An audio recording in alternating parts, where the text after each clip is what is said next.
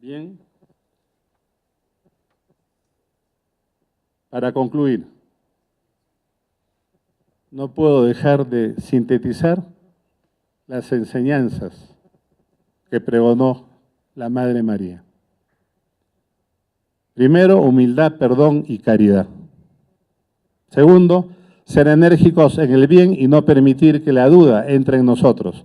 Tener seguridad para hacer realidad aquello que pensamos e imaginamos. Parece que se adelantó bastante a nuestro tiempo, cuando estamos hablando de física cuántica y de creer es crear, y que podemos crear con nuestro propio pensamiento, etcétera, etcétera. Tercero, poner la mente en imágenes de prosperidad y bienestar, y con ello atraeremos lo bueno. Cuarto, para atraer todo lo bueno, cuidado con tener malos pensamientos, nada de críticas, murmuraciones, celos, envidias, porque como un boomerang recaerá sobre nosotros mismos. Quinto, no hacer mal a nadie ni con el pensamiento, porque recaerá sobre nosotros. Sexto, todo lo que sientas y pienses decidirá tu vida. 7. Aléjate de las cosas que no te gustan y no les concedas ningún sentimiento. Octavo, da tanto amor y sé feliz. Entonces la fuerza del amor te envolverá a ti y a los que amas, e incluso a los acontecimientos. 9. Según piensas, así serás. Somos lo que pensamos. Todas son palabras de Madre María. Toda esa enseñanza de ella a sus discípulos, a la gente que la rodeaba. Y estamos hablando de hace 100 años. 10. Utiliza tu fuerza y tu energía para ser una persona de buenos propósitos y deja atrás los momentos malos y supera las depresiones. 11. Tú puedes con tus pensamientos convertirte en la persona que quieres ser. 12. La premisa central es el hecho que nos convertimos en aquello que pensamos durante todo el día y de que esos días se convierten en nuestra vida. 13. Cuando dejes atrás tus viejos modos de pensar, atrás también quedarán tus viejos modos de ser. Increíble todo lo que... Por eso es que me impactó tanto el libro en cuanto a sus enseñanzas. 14. Tienes derecho a vivir una vida perfectamente sana hasta el mismo día que partas de causa natural, porque sabes que no morimos nunca. 15. La felicidad, el bien y todo lo que necesitamos en la vida está en el interior de nosotros mismos.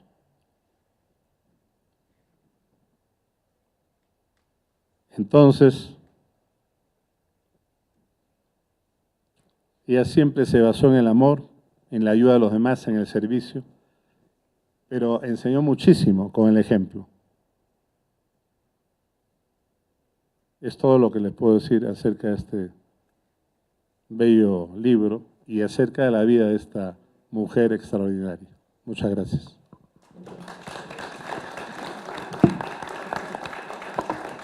Monseñor Arzobispo, Monseñor Richard Daniel Alarcón Urrutia, señor Embajador de la República Argentina, señor Sergio Kotrisky, señora Ana María Orihuela Ford, señor Miguel Zamora Salas, distinguida concurrencia.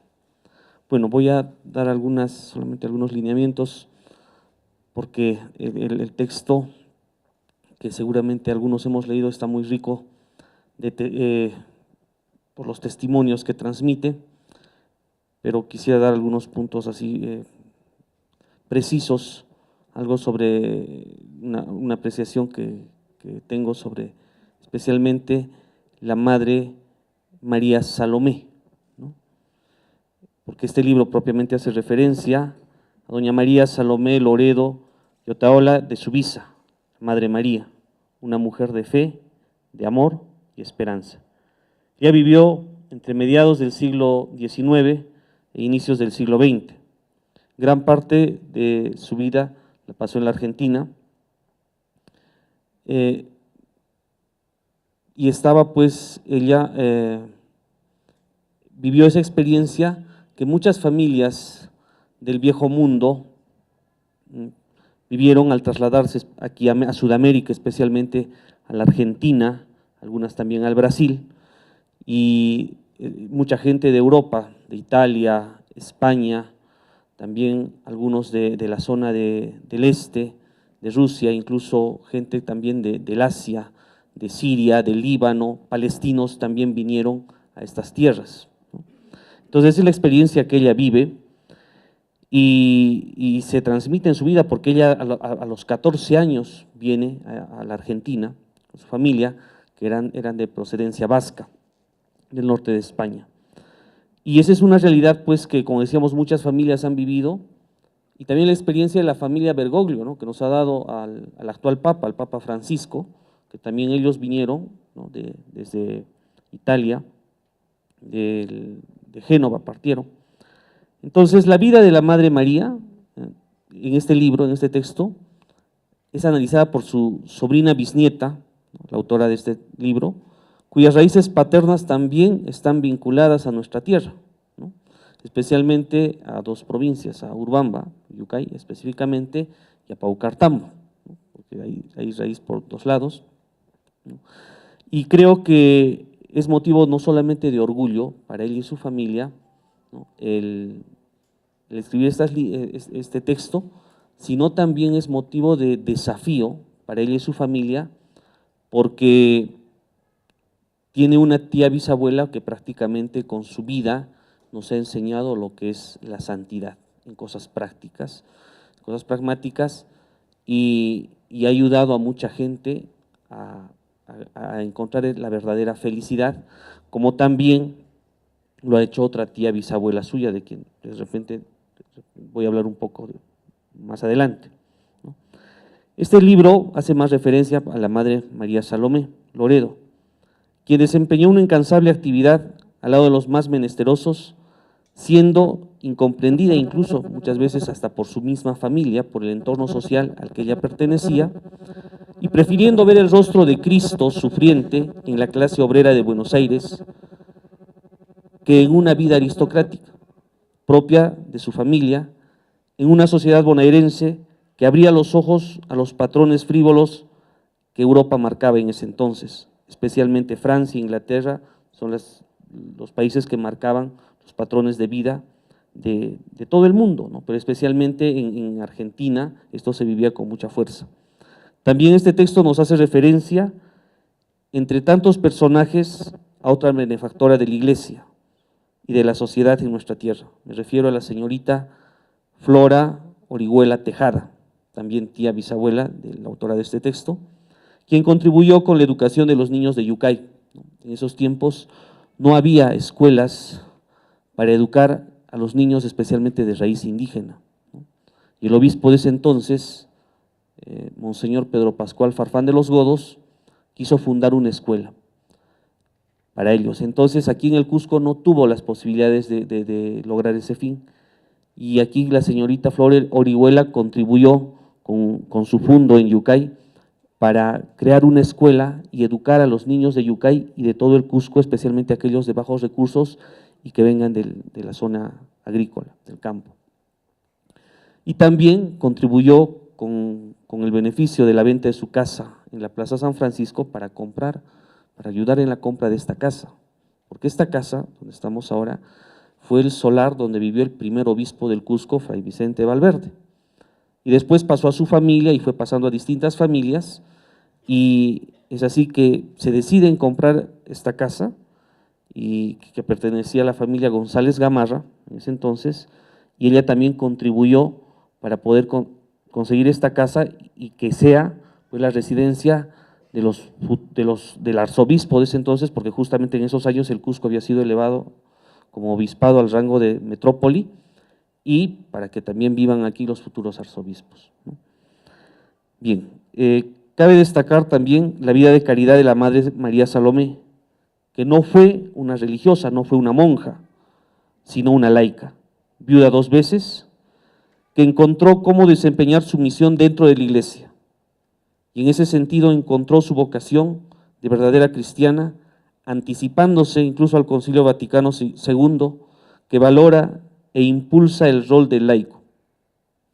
Sabedores que nada en la vida se improvisa, la fe de esta mujer tiene profundas raíces, porque solo una persona así puede encontrar esperanza en medio de tanta frustración e incertidumbre. Darle un sentido de donación a su vida, hacer que la gente desvalida de Buenos Aires sienta por medio de ella el amor protector de Dios. Esas raíces profundas de fe fueron cimentadas en su hogar, en su familia de origen. Es la que le dio los valores y principios cristianos, que después dieron frutos en la vida apostólica de la Madre María Salomé. Creo que Ana María Orihuela ha querido resaltar la fe de esta mujer, que con la ayuda de la gracia de Dios ha dado muchos frutos, y son gestos de amor no filantrópico, porque no los ha hecho para sentirse bien o ser aplaudida por la sociedad, sino ha sido impulsada por el amor que ella sintió de Dios, que se reflejaba en su devoción al Sagrado Corazón de Jesús. Ella difundió muchísimo la devoción al Sagrado Corazón. Bien, también en este texto la autora hace mucha referencia a sus raíces por estos lados, ¿no? Entonces yo quería un poquito, de repente yendo a lo nuestro, hacer referencia a una realidad que se dio desde tiempos incluso del virreinato, ¿no? Que era concretamente el parentesco entre muchas familias del Cusco o de algunas ciudades del Perú, con familias de lo que es actualmente Bolivia, que es el Alto Perú, y también e incluso de la Argentina, ¿no? Y muchas veces en esa época, pues los vínculos eran mediante uniones matrimoniales, pero el trasfondo también ¿cuál era?, ¿no? Recordemos que de Lima hasta Buenos Aires había toda una ruta comercial. Entonces muchas de estas familias se emparentaban también por motivos económicos y comerciales, ¿no? Era normal que muchas familias de acá del Cusco, por ejemplo, hubo un obispo, José Pérez de Oblitas, tenía parientes en la actual Cochabamba, ¿no? O familias de Arequipa también que tenían parientes en La Paz o en otras ciudades. Entonces esto en tiempos de la República también se fue dando, pero de repente ya no con tanta fuerza y no con los mismos motivos, porque ya después se abrieron incluso en tiempos del mismo virreinato el puerto de Buenos Aires y otros lugares por donde se podía acceder más fácilmente, por ejemplo en la Argentina u otros lugares del interior de la actual Argentina. Entonces se mantuvieron los vínculos entre familias, ¿no? Especialmente porque algunos migraban de un lugar a otro por motivos de estudio o también por motivos de trabajo, especialmente trabajo y representativo, ¿no? Entonces, eso también ha sido muy normal que se dé entre familias de la región, ¿no? Justamente la autora hace referencia a su ascendencia paterna, y allí encontramos a dos familias que han tenido mucha influencia en nuestra sociedad, la familia Orihuela y la familia Yávar. La familia Orihuela, asentada más en el Valle Sagrado, entre Yucay y Urbamba, desde Guayocari, diríamos, y la familia Yávar, que se asentó más en Paucartambo, y de Paucartambo después se extendió a distintas provincias del Cusco, incluso después fuera de la región. Y estas dos familias han contribuido mucho también con la sociedad y con la iglesia. Hay algunos personajes de los cuales a los que quiero mencionar, al menos de estas familias, que han sido parte del clero y han contribuido.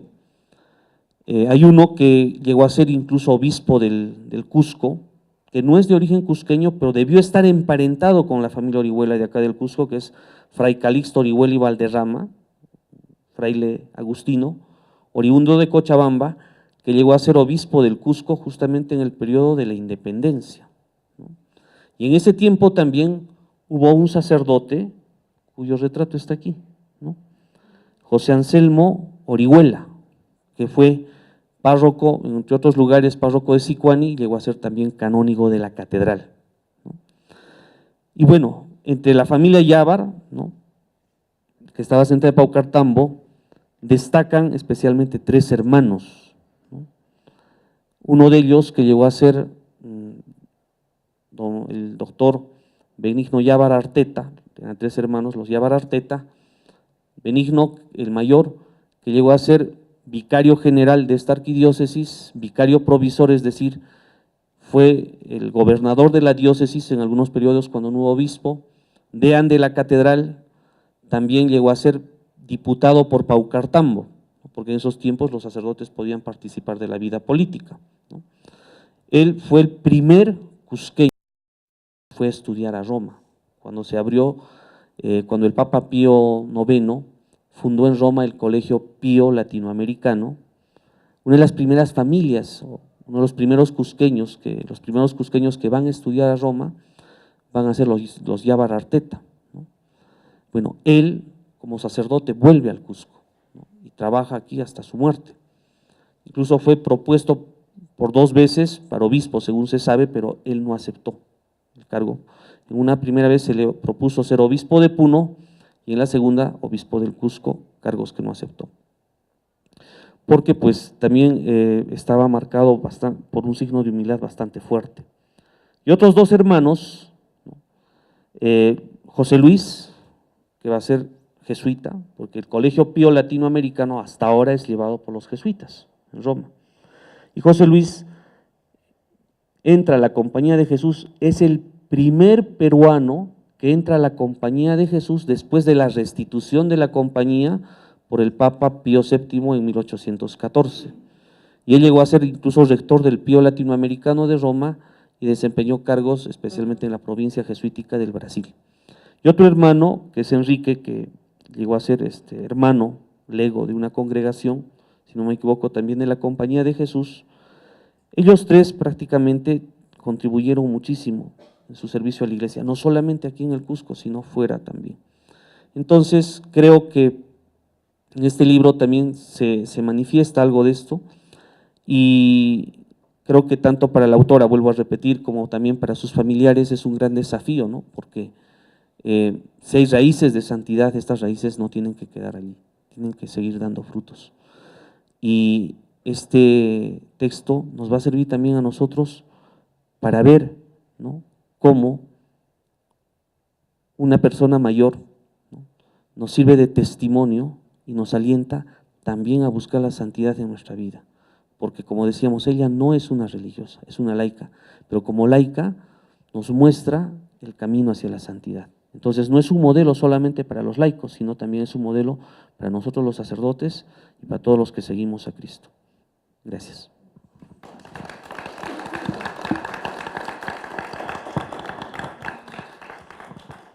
Ser partícipe de este magnífico evento. Pues nosotros venimos de una familia, mi madre, Matilde Yabar Arteta, relacionada directamente con esta linda familia y muy orgulloso de ser parte de ella. Seguramente por la tradición de esta magnífica familia y las enseñanzas de la Madre María, definitivamente, nosotros tenemos algo y responsabilidad para seguir esa enseñanza. Mi madre, después de haber sido partera, después de haber sido enfermera y haber colaborado para el nacimiento de más de 4.500 niños en el Valle Sagrado de los Icas en su juventud, nos ha legado el servicio de responsabilidad. Mi esposa y yo, después de ausentarnos del Perú por más de 45 años, hemos regresado y decidimos fundar la clínica Causa Iguasi de Coya. La clínica